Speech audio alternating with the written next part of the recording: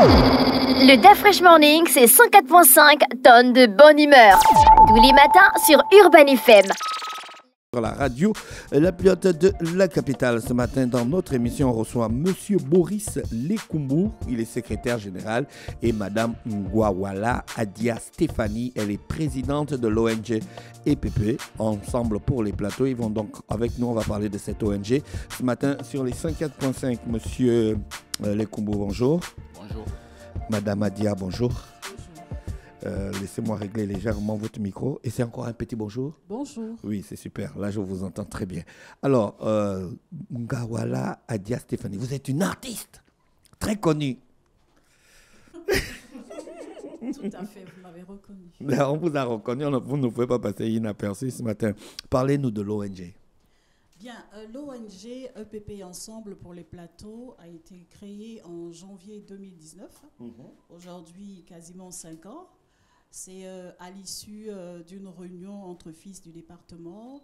Ils ont pris la décision de créer cette ONG parce qu'il y avait un besoin urgent au niveau du département. Il fallait un cadre au sein duquel les jeunes allaient se retrouver et penser, essayer de trouver des solutions par rapport aux mots que connaît la localité. Alors EPP est né par la volonté de ces jeunes-là et en tant que fille de ce département-là, j'ai été plébiscitée pour diriger cette association. Et ça fait 5 ans que je suis la présidente. Voilà, donc nous menons des actions sur le terrain, des actions communautaires. Nous essayons d'assister les établissements. Il faut dire que nos actions sont axées sur l'éducation, la santé, la promotion de nos valeurs culturelles et emmener les jeunes à se mettre dans l'entrepreneuriat, entre autres. Hein. D'accord. Voilà, est-ce que là-bas, l'environnement est propice pour un entrepreneuriat des jeunes? Ça peut se faire parce c'est que... quand même l'intérieur du pays, c'est déjà à la capitale. On a une terre fertile. D'accord. Il faudrait à un moment donné, au lieu que les villages se dépeuplent, il faudrait sédentariser les jeunes parce que l'agriculture, nous, on produit énormément du manioc.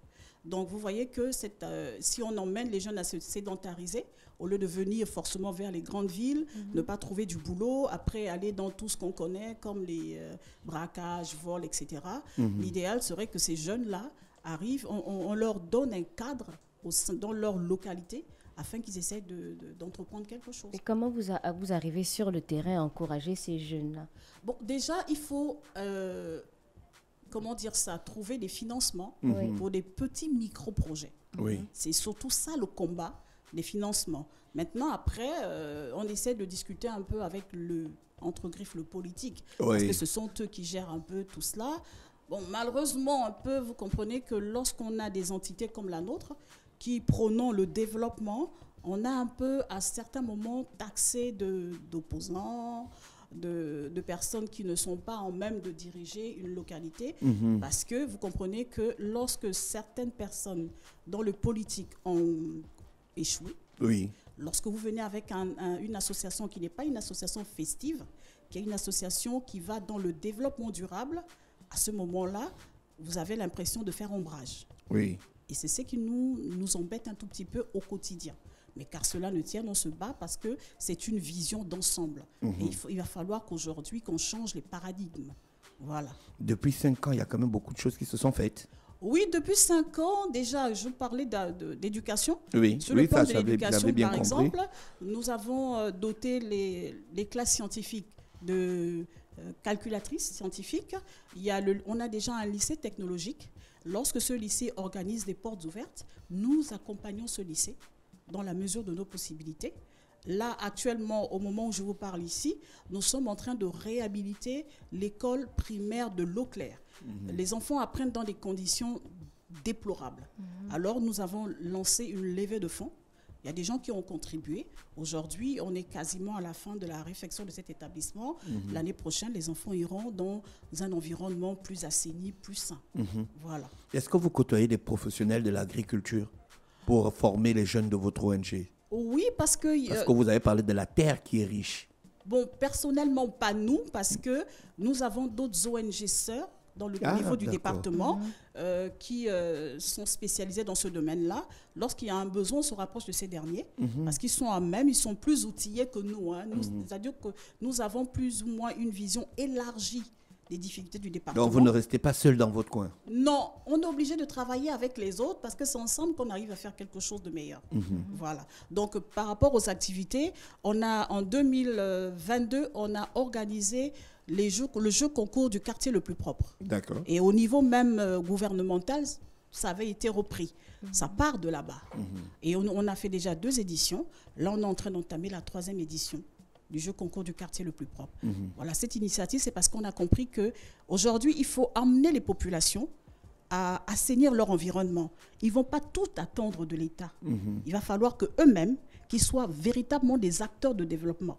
Et c'est ce discours-là que nous apportons aux populations chaque jour. Vous avez un membre qui s'est lancé dans la fabrication de la craie, c'est bien ça? Oui, c'est le secrétaire général adjoint qui est de l'autre côté. Voilà. Ah bon? Voilà. Monsieur Boris, parlez-nous un peu de cette initiative. Bon, je ne suis pas personnellement celui qui... Mais vous êtes le secrétaire général, vous connaissez les activités des oui, membres de l'ONG. Oui, je suis secrétaire général de EPP, mais la présidente parlait de le secrétaire général adjoint, qui est responsable de l'entreprise qui s'occupe. Et quand les jeunes de votre ONG, Madame la Présidente, quand les jeunes de votre ONG créent des initiatives qui portent ses fruits, est-ce qu'ils apportent leur pierre à l'ONG? Bien évidemment, parce qu'aujourd'hui, on a M. Epanja qui a été lauréat, il est sorti 2e. Il a sa start-up qui est aujourd'hui en train de faire de la craie. Écoutez, il nous accompagne parce que nous devons aujourd'hui, lorsque je vous parlais tout à l'heure, je parlais d'un établissement qu'on est en train de réfectionner. Cette craie-là qu'on va offrir, on va la trouver. D'accord. Monsieur Boris Lekoubou qui est là, il entreprend dans l'agriculture. Il a sa petite structure au niveau du département qui est dans la fabrication de foufou, etc. Donc, vous comprenez que ces jeunes-là, on est obligé de travailler avec eux parce que ce sont des intelligences. L'expertise, on ne va pas aller la chercher ailleurs, alors qu'on l'a au sein de la structure. D'accord. Voilà. Est-ce que vous portez vos initiatives à l'international pour entrer en collaboration avec d'autres ONG qui financent des projets? Ça vous est déjà passé par... Oui, l'année dernière, par exemple, l'organisation de la 2e édition du jeu concours, on a travaillé parce qu'on a un de nos membres qui se trouvait du côté de la Tunisie. Oui. On a dû travailler avec un partenaire de la Tunisie qui, aujourd'hui, ce que nous faisons, on essaye de s'étendre. Parce qu'on a un panel d'activités qu'on voudrait mettre sur place, mais on ne peut pas rester confiné que sur le Gabon. Il va falloir qu'on s'exporte, être en contact avec d'autres ONG qui ont quasiment un peu la même vision que la nôtre. Voilà un peu. Est-ce qu'il y a des paramètres favorables à vivre dans le département des Plateaux? Vous avez quand même la route, vous avez l'accès à l'eau, l'électricité. Le minimum, oui, on l'a. Oui, d'accord. Déjà, le département, c'est un site touristique. On a les canyons du plateau Batéké, vous voyez. Déjà, il faut dire que l'usine qui fait l'eau Anza est située dans la commune de Lekoni. La Sobo-Leko. Voilà, donc c'est vrai qu'on a tout cela. Mais il faut y apporter encore des améliorations parce que ce n'est pas suffisant. Est-ce que ces opérateurs économiques quand même travaillent en collaboration avec vous? On essaye. On a déjà 2 éditions qu'on a travaillé avec la Sobo-Leko. C'était un rendu mitigé. Parce qu'il faut dire qu'aujourd'hui, on a une certaine exigence. On aimerait qu'ils fassent mieux. Parce qu'ils exploitent quand même, c'est notre eau, c'est notre sous-sol. On aimerait que la RSE de cette société en fasse un peu plus. Voilà. Mais est-ce que vous avez fait des propositions à cette société personnellement, par rapport à ce que vous attendez? Personnellement, lorsque je vais dans les plateaux Batéké, je rencontre certains responsables et je leur dis, lorsque mon mécontentement, parce que je râle beaucoup, lorsque ce n'est pas ça, je leur dis que ce qu'ils nous octroient, c'est insuffisant. Parce qu'on ne peut pas comprendre que le chômage, il bat son plein. Il y a une société qui est implantée là. Les jeunes, lorsqu'ils sont employés, c'est pour les basses tâches. C'est pas possible. D'accord. Il faut revoir ça. Et je pense que les autorités doivent prendre ce problème à bras le corps. 5 ans d'existence, quelles sont vos perspectives à venir maintenant? Là, comme je disais tantôt, on est en train de travailler sur la 3e édition du jeu concours. Et on a des projets d'envergure. Maintenant, j'évite de souvent en parler parce que... mais vous êtes une ONG. Oui, il faut parler, sinon si vous évitez de parler, comment les partenaires vont venir vers vous? Oui, mais en général, vous savez, on est dans un milieu, lorsque vous énoncez des projets, il y a toujours des personnes très malignes dans l'ombre qui vont prendre vos projets et vont en faire les leurs. Donc, je veux dire qu'on a des projets de développement parce que notre contrée, si nous, les jeunes, on ne met pas la main à la pâte, je ne vois pas qui viendra le faire à notre place.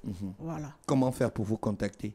On a un numéro de téléphone, le 066 001 01 C'est ça? 01 12 13. 12 13, voilà. C'est ça le numéro? Voilà. D'accord. Je rappelle qu'on recevait Mme Ngawala Adia Stéphanie, présidente de l'ONG EPP, donc Ensemble pour les plateaux. Tout à fait. Et M. Boris Lekoubou, qui est secrétaire général de cette ONG. Vous êtes basé dans le département des plateaux. Tout à fait. C'est ça, le département ou bien le district? Moi, je ne sais pas. Non, le département des plateaux. Les départements. Il y a pour chef-lieu les connus. D'accord. Ok, on vous remercie d'avoir accepté notre invitation. On aurait voulu parler un peu de vos activités musicales, mais vous n'êtes pas là dans ce cadre. C'est pas pour ça. Non, vous n'êtes pas là pour ça. On vous remercie de votre présence et on vous souhaite de passer une bonne journée à l'écoute des programmes. Merci, c'est nous qui vous remercions. Restez connectés. Merci. Le DAF Fresh Morning, c'est 104.5 tonnes de bonne humeur. Tous les matins sur Urban FM.